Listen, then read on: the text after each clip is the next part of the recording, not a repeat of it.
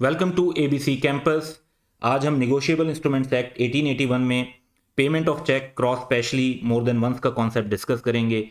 तो पहली बात तो यह है कि ऐसा चेक जिसकी क्रॉसिंग स्पेशल हो जाए मोर देन वंस, तो उस पर बैंकर पेमेंट रिफ्यूज कर देगा। ये शॉर्ट बात है। अगर हम एग्जैक्ट वर्डिंग पर जाएं लॉ की, तो वो ये है कि where the cheque is cross specially to more than one banker.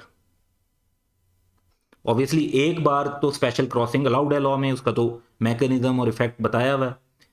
लेकिन अगर मोर देन वंस उसको दो बैंक के नाम पर अगर उसको स्पेशल क्रॉस कर दिया जाए, तो देखिए उससे कंफ्यूजन अराइज होती है ना। दो बैंक का नाम रखा हुआ है तो कौन से एक बैंक में जा सकता है। स्पेशल क्रॉसिंग का मकसद ही होता है कि सिर्फ इस बैंक के अंदर जो है उस चेक को प्रोसेस किया जा सकता है। अगर आप दो बैंक लिख देते हैं तो उससे फिर कंफ्यूजन अराइज हो जाती है। So the banker to whom it is drawn, जिस बैंक ने पेमेंट करनी है, जिनको नाम स्पेशल क्रॉसिंग में लिखे जाते हैं, उन्होंने तो पैसे रिसीव करने होते हैं उन बैंक्स ने। जिस बैंक ने पेमेंट करनी है, जो ड्राई है, तो वो लॉ कहता है कि shall refuse payment thereof, वो उसकी पेमेंट को रिफ्यूज कर देगा। तो एग्जांपल हम देख लेते हैं। Azam drawn a cheque on ABC bank in favour of Babar. यानी Azam is drawer account holder, Babar वो पेई है जिसको पैसे मिलने हैं, और एबीसी बैंक जो है वो पर्सन है, बैंक है जिसने पेमेंट करनी है।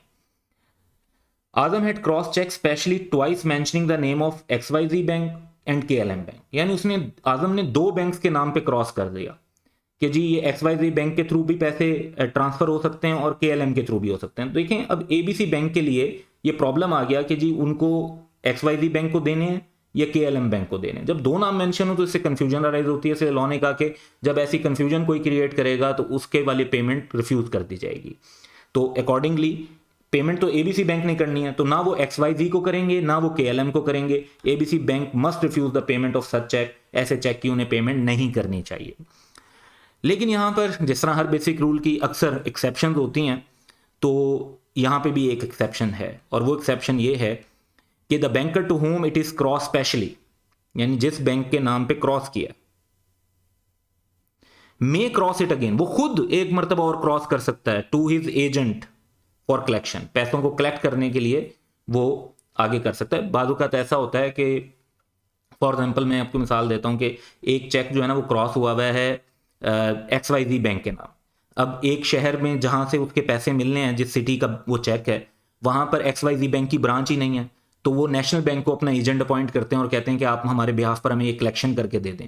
तो वो फिर नेशनल बैंक के नाम पर उसको स्पेशली फर्दर क्रॉस कर सकते हैं। इसको भी एग्जाम्पल से अंडरस्टैंड करते हैं। Jajib drawn a cheque on ABC bank, यानी जाजिब जो है वो एक अकाउंट होल्डर है और एबीसी बैंक है जिसने पेमेंट करनी है। In favour of Ghalib he cross cheque specially mentioning the name of XYZ bank. तो XYZ बैंक, एक बैंक का नाम लिखा।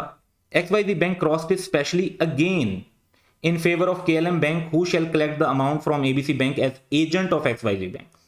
तो यहां पर देखें कि खुद XYZ बैंक जिसके नाम पर क्रॉस किया गया था, उसने खुद क्रॉस किया KLM बैंक के नाम, और KLM बैंक उनके एजेंट के तौर पे काम करेगा।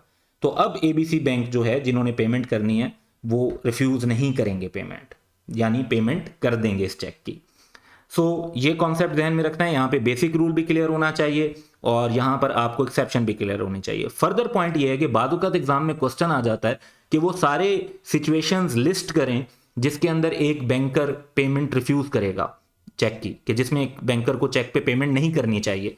तो आपको ये वाला सिनेरियो जो है, इसका रूल जो है, वहां पे ये भी मेंशन करना चाहिए। और भी हैं, जैसे एक होता है कि कस्टमर की डेथ हो जाए, कस्टमर इंसॉल्वेंट हो जाए, वो भी हैं, लेकिन साथ ये वाला भी आपको एक पॉइंट उसमें मेंशन करना चाहिए ताकि आपकी ज्यादा पॉइंट्स एग्जाम के अंदर कवर हो जाएं। So that's all for today. Have a good day.